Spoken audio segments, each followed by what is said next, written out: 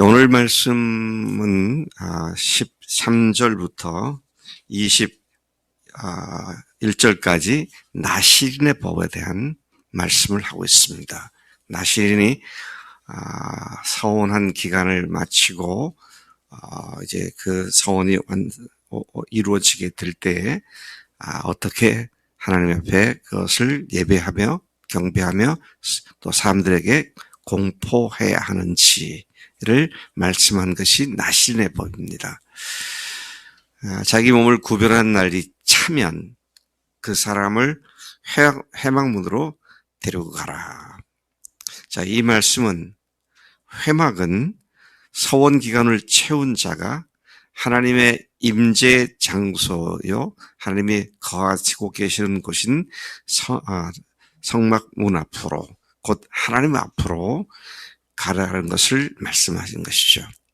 하나님께서 구별된 자의 처음부터 시작해서 마지막까지 전 과정이 하나님 앞에서 이루어져 자신의 삶의 시작과 과정과 결말이 하나님에 의해서 진행되었습니다. 라는 고백을 하도록 이러한 법을 말씀하신 것입니다.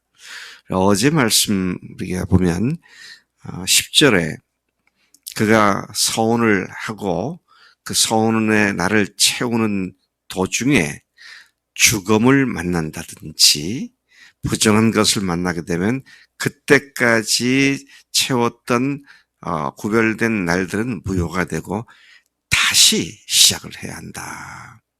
어제 말씀은 그런 말씀이 나오죠. 자, 그리고 이제 오늘 말씀은 다시 시작하거나 또는 그럴 일이 없이 마지막까지 채운 사람이 하나님 앞에 제사를 드려야 한다. 이제 나실법이 그겁니다. 이건 뭘 얘기하는 겁니까? 아까 말씀드린 것처럼 주님께 대한 헌신의 시작부터 끝까지 전 과정이 주님의 은혜로 이루어졌습니다. 라고 고백하는 삶이 돼야 한다. 그래서 여러분 라틴어로 코람 데오라는 말이 있습니다. 그건 데오 하면 하나님의 코람 앞에서 하나님 앞에서 살아야 한다. 그런 말이죠. 모든 전 과정이 하나님 앞에서 선명하고 투명하게 이루어져야 하는 것이다. 그럼 어떻습니까? 내가 지금 밥을 먹어도 직장에 일을 해도 다른 사람과의 관계를 가져도 내가 어떤 시간을 사용한다 하더라도 이게 하나님 앞에 바른 것인가? 자, 그렇게 늘 자신을 살피며 사는 삶, 이것을 코람데오, 그렇게 축소시켜서 말을 하는데, 자, 나는 하나님 앞에서 살았습니다. 라는 사실을 공개적으로 회막문 앞에서 고백하는 그런 의식을 지금 여기서 나신의 법으로 제정하고 있는 것이죠. 내가 주님 앞에서 주님의 능력과 은혜로 전 과정을 이렇게 살았습니다. 라는 고백을 회막문 앞에서 한다는 얘기는 회중 전체가 보는 가운데 고백하는 것을 의미하기도 합니다. 자, 그래서 이와 같은 것을 보는 어린아이들이나 청년들이나 노인들이 우리 가운데 이렇게 주님 앞에 산 사람이 있었구나. 온 회중이 감사하는 것이죠. 우리가 예배 시간에 하나님 앞에서 간증을 하잖아요. 너무 중요합니다. 이것이 서로에게 큰 도전이 되고 또 회중 앞에 자신의 신앙의 행위에 대한 고백이 됨으로 말미암아 우리가 서로에게 큰 격려와 도전과 또 자극이 되는 그런 의미를 갖고 있는 것이죠. 14절에 보니까 헌물로 드려야 할 여러 가지를 말씀하고 있는데 헌물로서 첫째, 번제물은 1년 된 흠없는 수작 한 마리, 속죄 제물로는 1년 된 흠없는 어린 암양 한 마리, 화목제물로는 흠 없는 숫양 한 마리, 무교병 한 광줄이 고운 가루에 기름 섞은 과자들, 기름 바른 무교전병들, 그것들을 소제물과 전제물로 드려라. 그렇게 말씀을 합니다. 하나님께 나아가는 자는 빈손으로 나아가지 말고 하나님께서 명령하신 대로 하나님께 나오는 자는 반드시 뭐라고 했습니까? 명령한 대로 빈손으로 내 앞에 나오지 말라. 이게 출애굽기 23장 15절에 나온 말씀이죠. 그래서 우리가 주님 앞에 무엇을 헌신하거나 감사할 때는 감사의 예물을 손에 들고 와서 하나님께 예배하는 그런 관습이 바로 여기 이 말씀에 의해서 이루어졌는데, 예물은 자신의 마음을 나타내는 거죠. 네. 예물은 자신의 마음을 나타냅니다. 제 생일날 성민이가 목사님, 제가 목사님 생일날 사랑하는 마음의 표시예요. 그러면서 장난감을 사주면 어떻게 돼요? 그러니까 그건 마음의 표시가 그렇게 나왔다는 얘기가 되겠죠. 그 말이 안 되는 거죠. 마음의 표시가 예물로 드려지는 것이다. 자, 이런 사실도 우리가 깊이 생각을 해봐야 합니다. 근데 제가 이걸 읽다가요, 나시린으로서 끝나는 마지막 제물이 굉장히 돈이 많이 들었구나. 그런 생각이 들더라고요. 왜 그렇습니까? 수량 한 마리, 그것도 1년 된, 또 뭡니까? 흠없는 어린 양, 암양 1년 된 한 마리, 숫양 한 마리. 그러니까 양과 뭡니까? 네? 양과, 네, 양이 3마리가 드려지게 되잖아요. 양 3마리면 1년 생활이면은 글쎄 한 마리 한 20만 원? 그래도 60만 원이잖아요. 특히 고대 이스라엘의 경우에는 양이나 소 한 마리 한 마리가 제물이잖아요. 3마리를 드려라. 그런 말씀을 하고 마지막에 갔으면 그것 이상으로 더 있는 사람은 더 힘껏 드려라. 그렇게 말씀을 하고 있는 것을 봅니다. 하나님께 드리는 예물을 힘껏 드려라. 이제 그런 의미를 갖고 있는 것이죠. 나시린이 여호와께 드릴 제물이 지금 보면 4가지로 나오죠. 번제물, 속죄제물, 화목제물, 소제물과 전제물. 자, 번제물은 나시린이 정한 기간을 채워 서원에서 자유를 얻었지만 그러나 여전히 하나님께 헌신의 삶을 살 것을 고백하는 표로서의 예물입니다. 속죄제물, 그것은 헌신 기간 동안 부지부식간에 혹시라도 지은 죄와 자신의 부족함 전체를 고백하여 속죄를 드리는 제물이었고요. 나시린은 절대 순전한 삶이 요구됐지만 속죄 제사가 요구되면 아무도 그렇게 요구됐지만 아무도 하나님 앞에서 완전한 자가 없었기 때문에 이때에도 속죄제물을 드렸습니다. 화목제물, 헌신 기간 동안 지켜주신 하나님의 은혜에 감사하고 계속 하나님과 화목한 관계를 유지하기 위해 원하는 마음으로 드리는 제사 예물이었고요. 그 다음에 소제물과 전제물은 화목제물과 함께 드린 소제물입니다. 소제물과 전제물은 그 자체로 드리는 경우는 없고요. 다른 제물 드릴 때 같이 드립니다. 서원 기간 동안 거룩한 삶을 유지할 수 있도록 해주신 주님의 감사하는 예물입니다. 이 소제는 더불어 드려진 것이었고요.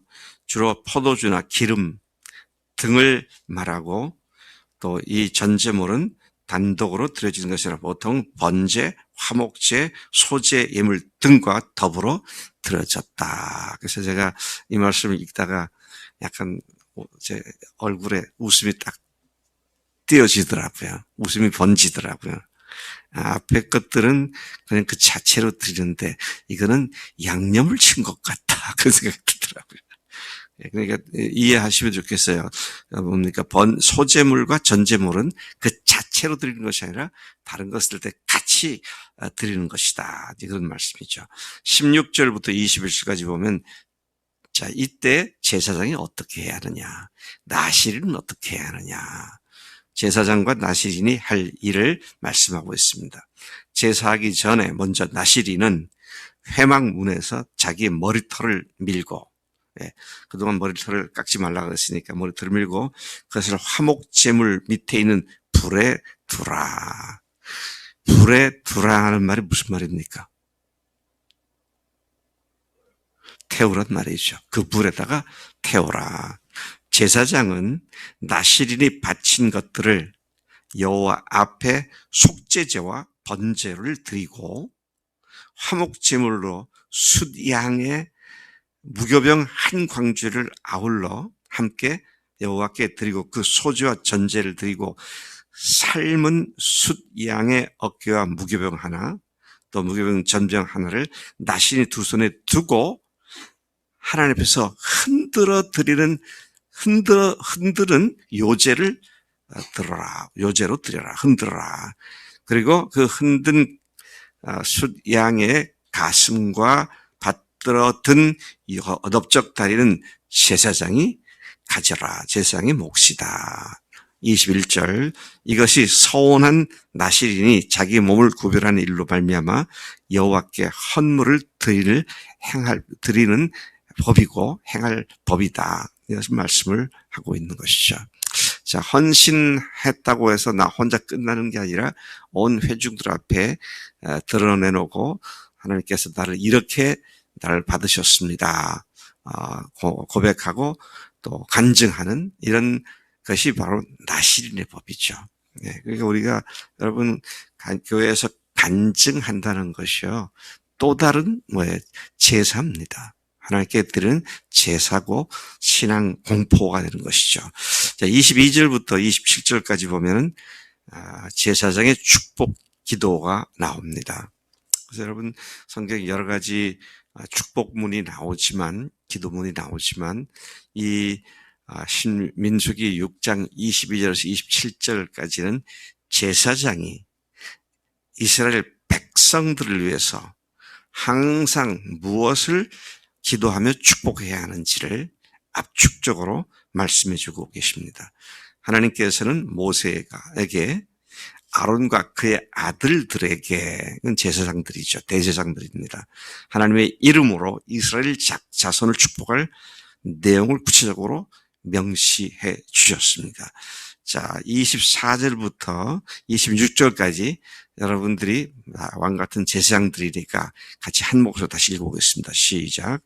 여호와는 네게 복을 주시고 너를 지키시기를 원하며 여호와는 그의 얼굴을 내게 비추사 은혜 베푸시기를 원하며 여호와는 그 얼굴을 네게로 향하여 드사 평강 주시기를 원하노라.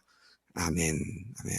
그래서 여러분 수시로 다른 사람들에게 이런 축복 기도를 해주세요. 특별히 내 마음에 미움이 생긴 사람이 있으면 그 사람을 위해서 이름을 불러가며 그렇게 기도해 주세요. 그러면 미움이 사랑으로 바뀝니다. 에이, 목사님 기도한다고 되나요? 됩니다. 참 놀라운 일입니다. 순종할 때 하나님은 악을 선으로 바꾸시고요. 슬픔을 기쁨으로 바꾸시고 고통을 즐거움으로 바꾸시는 능력이 하나님이신 줄로 믿습니다. 하나님께서는 우리가 누구에게든지 이런 축복하는 자들이 되기로 하시는데 뭘 축복하라고요? 하나님께서 내게 축복해서 지키시기를 원한다. 여호와께서 뭐랬습니까? 내게 복을 주시고 지키시기를 원한다. 여호와께서 그 얼굴 빛을 내게 비추셔서 은혜 베푸시기를 축복한다. 여호와께서 그 얼굴을 내게로 향하여 드사 평강을 주시기를 원한다. 이런 기도, 평강과 은혜와 지켜주심. 이것이 우리가 옆에 사람들, 다른 사람을 위해서, 특별히 마음에 불편한 사람들을 위해서 기도할 때 하나님께서 놀라운 은혜로 함께 하신 줄로 믿습니다. 하나님 아버지, 아침에 나시린의 서원이 끝났을 때 회중들 앞에서 어떻게 하나님 앞에 그 믿음의 간증을 선포해야 하는지, 또 제사장은 어떻게 그것을 공인하며 하나님 앞에서 제물을 드려야 하는지를 말씀하셨습니다. 오늘 우리도 하나님 우리의 삶에 주님께 드린 헌신을 사람들 앞에 고백할 때 하나님 그것이 공포되어지고 그로 말미암아 또 다른 사람들에게 주님께로 향한 헌신의 마음을 불러일으키는 공동체가 되도록 우리를 부르신 줄로 믿습니다. 우리가 서로를 향해서 제사장의 축복의 기도를 끊임없이 하게 하시고 그 축복의 기도가 우리에게 스스로 다시 복된 은혜로 돌아오는 그 놀라운 사실들을 항상 누리며 사는 우리들 되도록 역사하실 줄로 믿습니다. 오늘도 그렇게 기도하며 살겠습니다. 감사하고 예수님의 이름으로 기도로 쌉나이다. 아멘. 아멘.